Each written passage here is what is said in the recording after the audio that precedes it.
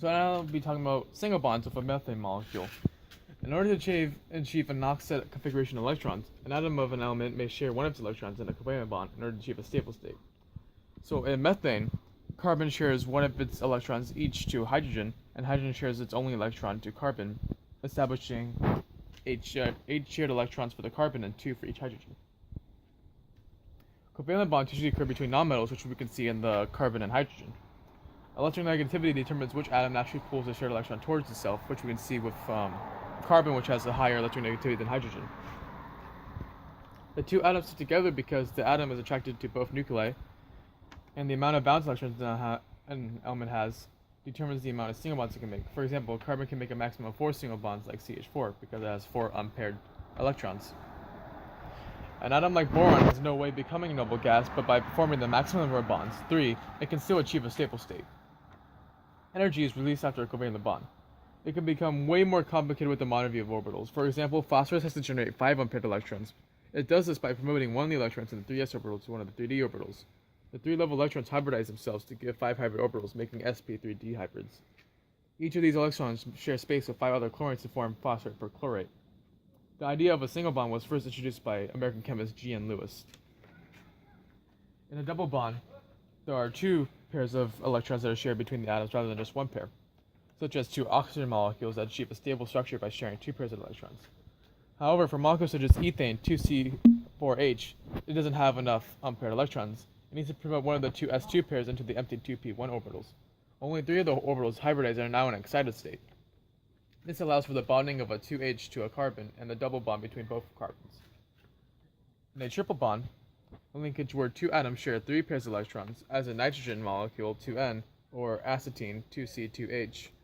In 2N, one of the electrons pairs is present in a sigma bond concentrated in the region, right there, along the line joining the 2 nuclei.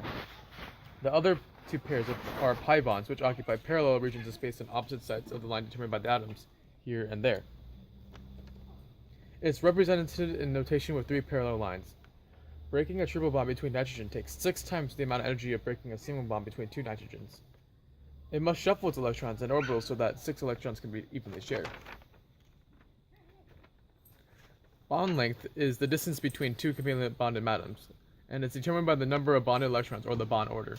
As we can see of nitrogen, the bond length is a lot shorter because it has a smaller bond order. Or because it has a higher bond order, This indicates the stability of a bond. For example, a triple bond between nitrogen is 3. In acetine, it's also 3, and CH's bond order is 1. Bond order and bond length indicate the type of strength of covalent bonds between atoms. Bond order and bond length are inversely proportional to each other. Bond order can be found by counting the total number of bonds over the number of bond groups. For example, nitrate has 4 total bonds and 3 bonds between an individual atom, and then 4 divided by 3 equals 1.33. So the bond order would be 1.33. Bond order has a trend to increase across a period and decrease down a group. Bond length decreases down a period, but increases down a group because it's related to the atomic radius. For the bond strength, it's measured in bond energy or bond enthalpy. Bond enthalpy is the energy required to break a bond. The stronger the bond, the higher the bond enthalpy. Bond formation is exothermic, energy goes out. Bond breaking is endothermic, energy goes in. The standard energy change is a sum of the standard molar enthalpies of formation of the products minus the corresponding sum for the reactants. So as we can see, the bond strength in here is a lot stronger because the length is really short. But in the oxygen, the bond strength is not as strong because the bond length is quite bigger. And then if we go to the single bonds, while it's really long for the paired electrons in length, the strength is really flimsy. I will now let Jason take over by talking about his topics. So polarity is a separation of electric charge leading to a molecule or its chemical group having an electric dipole or multipole moment. This can result in molecules having positive and negative ends. Polarity is a separation of electrical charge leading to a molecule or its chemical groups having an electric dipole or multiple moment. This can result in molecules having positive and negative ends. For example, in formaldehyde, the oxygen atom is more electromagnetic than the hydrogen atoms, meaning that the electrons here spend more time around the oxygen atom, causing this side to be more negative and the hydrogen atoms to be more positive. As another example, the organic macromolecules known as lipids, also known as fats, have areas that lack polar covalent bonds. The polar covalently bonded water molecules act to exclude nonpolar molecules, causing the fats to clump together. Now we move on to lone pairs. A lone pair refers to a pair of valence electrons that are not shared with another atom.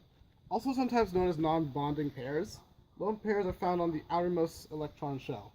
These pairs can be identified by drawing a Lewis structure.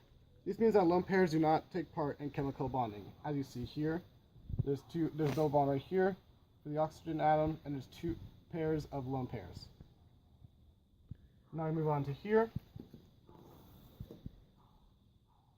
An ion is a charged atom or molecule. These atoms or molecules become charged because the number of electrons does not equal the number of protons.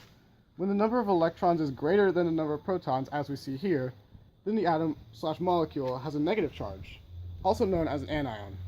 On the other hand, when the number of protons is greater than the number of electrons, then the atom/molecule has a positive charge, also known as cations. So for example, this is lithium with 3 protons, 3 neutrons, but 4 electrons, giving it its negative charge. Finally, we come to bond angles. A bond angle is the angle formed between 3 atoms across at least 2 atoms.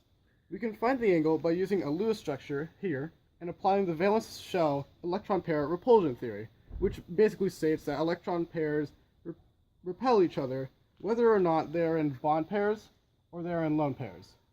By finding the number of electron groups, for example, here's 3, and the number of lone pairs, we can figure out the electron group geometry, leading us to figuring out the ideal bond angles of the atom. So, for example, on this atom right here, we can see that there's 3 bond groups, and there are 2 sets of lone pairs, which lead us to our ideal angle of 120 degrees. So this is 120 degrees, this is 120 degrees, and this would be 120 degrees. And this concludes our project.